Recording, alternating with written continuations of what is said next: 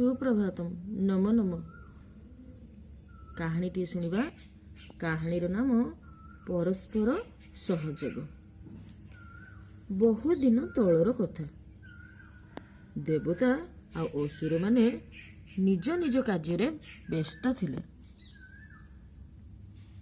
ଦେବତାମାନେ ସମସ୍ତଙ୍କୁ ସାହାଯ୍ୟ କରୁଥିଲେ, ତେଣୁ ସମସ୍ତେ ତାଙ୍କୁ ପୂଜା କରୁଥିଲେ।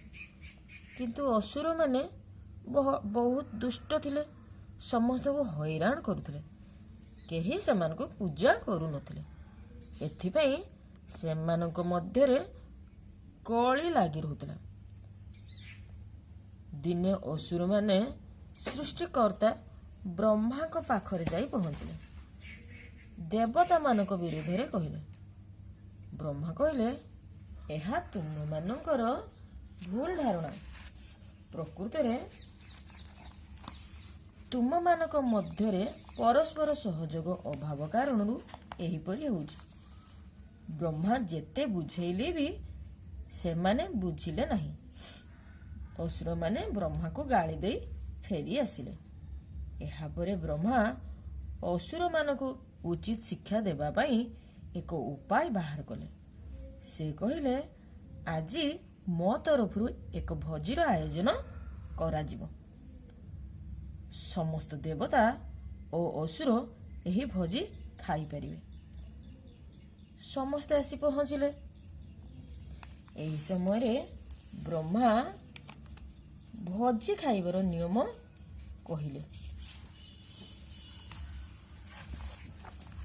ସମସ୍ତେ ଧାଡ଼ିରେ ବସିବେ ଏବଂ ନିଜ ନିଜ ହାତର କହୁଣି ଭାଙ୍ଗିବେ ନାହିଁ।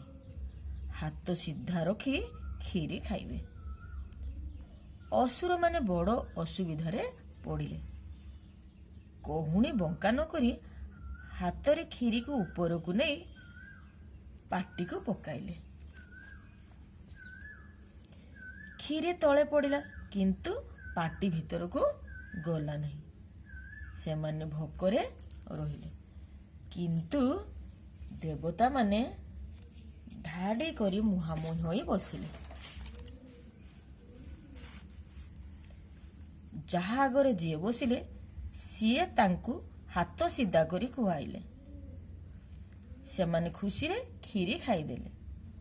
ଶେଷରେ ବ୍ରହ୍ମା ଅସୁରମାନଙ୍କୁ କହିଲେ, ଦେବତାମାନେ ପରସ୍ପର